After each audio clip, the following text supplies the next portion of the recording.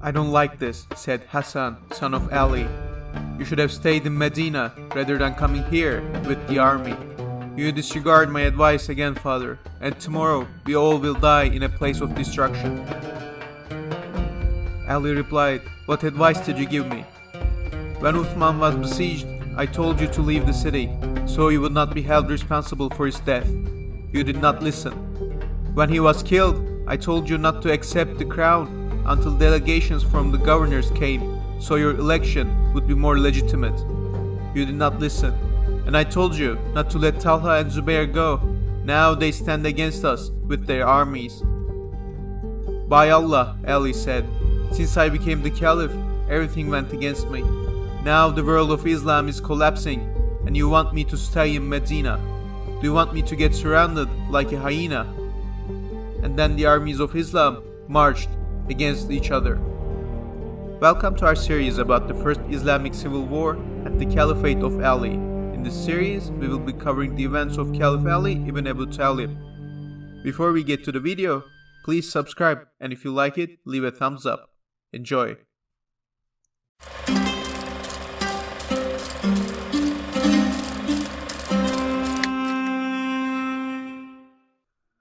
As soon as Ali became the caliph, he started deposing the Umayyad governors. In Iraq, his delegation was well met, and he managed to establish his authority over there. However, the other provinces were not as smooth as Iraq.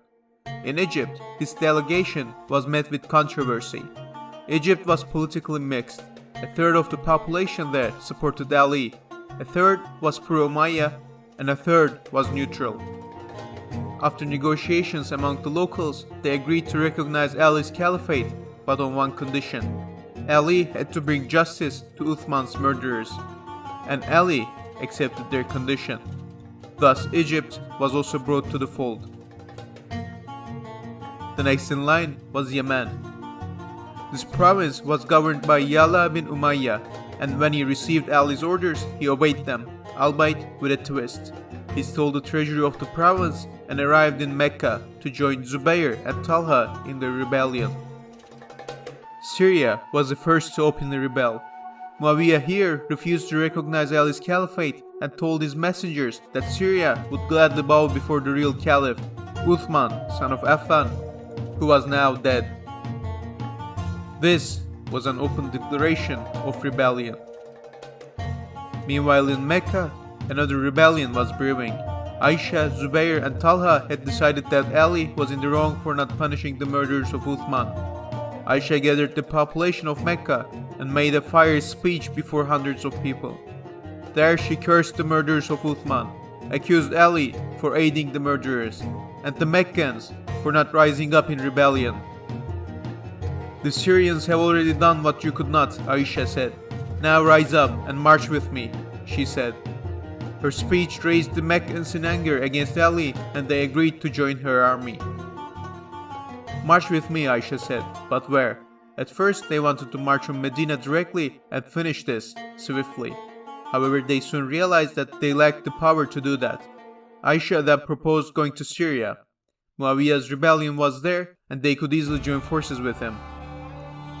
However, Talha and Zubair opposed this idea. Syria was already up in rebellion, they said. Since the province was already with them, they had no reason to go there. They instead proposed going to Iraq. There they were both liked and were sure that they could convince the locals to join them. Aisha agreed. Thus Aisha, Talha and Zubair set for Iraq. 600 men from Mecca joined them, and their campaign was financed by the treasury of Yemen. Governor of Yemen also gifted Aisha a great camel, which would be of significance in the battle. Meanwhile, Ali was preparing for a campaign against Syria in Medina. When he got the news of the rebellion in Mecca, he left Medina with his army and attempted to intercept Aisha's army on the way. However, he failed to catch up with them, and Aisha's army managed to slip to Iraq. The rebels reached Basra, however, did not find what they were looking for initially. The governor of the city marched out and met Zubair, Talha and Aisha with force. The governor inquired, "I told you pledged allegiance to Ali," he asked. Talha and Zubair responded, "We do not march against Ali. we marched against the murders of Uthman. The governor, however, was not satisfied with this response and decided to fight. As soon as he ordered his men to take battle formations, Aisha rode her camel forward. She made another fiery speech before the garrison army. She demanded justice for Uthman and managed to impress the Basrans. The army of the governor switched sides right there, arresting their commander, and joined the rebellion. Basra had fallen. As soon as Aisha, Zubair and Talha took over the city, they started persecuting the locals that had participated in rebellion against Usman. This alienated many of the tribes that had supported them initially, and the rebel army suffered considerable amounts of desertion. Then the rebels sent messengers to Kufa, calling them to their cause. However, Kufans had other plans. Caliph Ali was as popular as Talha and Zubair in the region, and the locals joined Ali's army instead. Meanwhile, Ali had managed to muster a fairly large army of 20,000 against Aisha's 30,000 and marched on Basra to end the rebellion decisively. 50,000 Muslims faced each other in a field near Basra. As soon as the Muslims faced each other, it became quite clear that neither side actually wanted to fight. These were the men that had been fighting together back to back for the last decades. These were the men that conquered the Middle East together. So, negotiations started. Ali's messenger, Kaka, asked what Aisha wanted. She replied, peace and order, which can only be achieved by justice. Kaka said, you already got what you wanted in Basra. You punished 60, but 6,000 left you. By Allah, how is fighting thousands of Muslims to punish a few hundred is wise? What do you suggest? Aisha asked. Peace and quiet, Ali's messenger responded. Let there be peace, and the fanatics will be punished in time. If you fight us now, they will only grow stronger. This made sense to the rebel leadership. They did not intend to escalate this into a full-fledged civil war and agreed to take Caliph Ali at his word. However, there was another group at work, the murderers of Usman. They were in Ali's army and deeply worried about the negotiations, for they knew that if Ali was allowed to make peace and establish stability, he would turn his wrath towards them.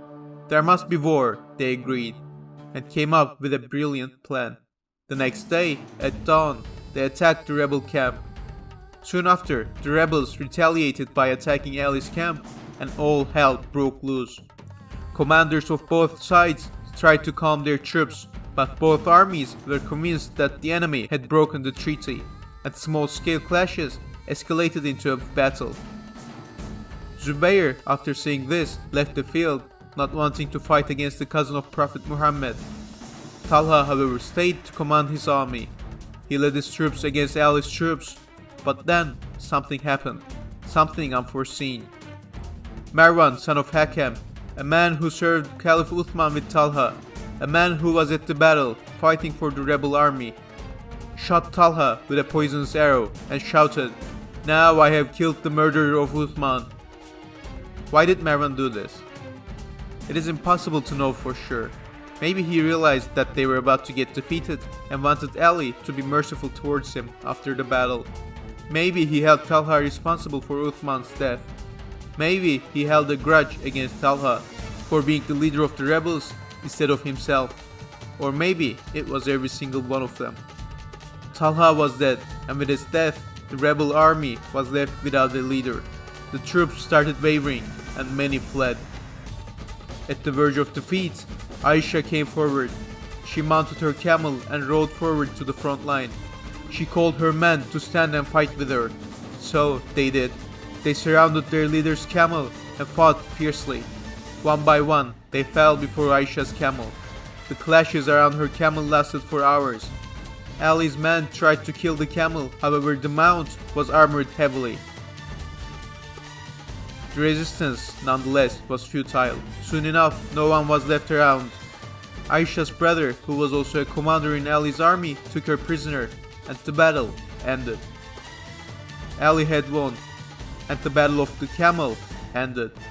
Ali had won, but this was not the end. This was the beginning.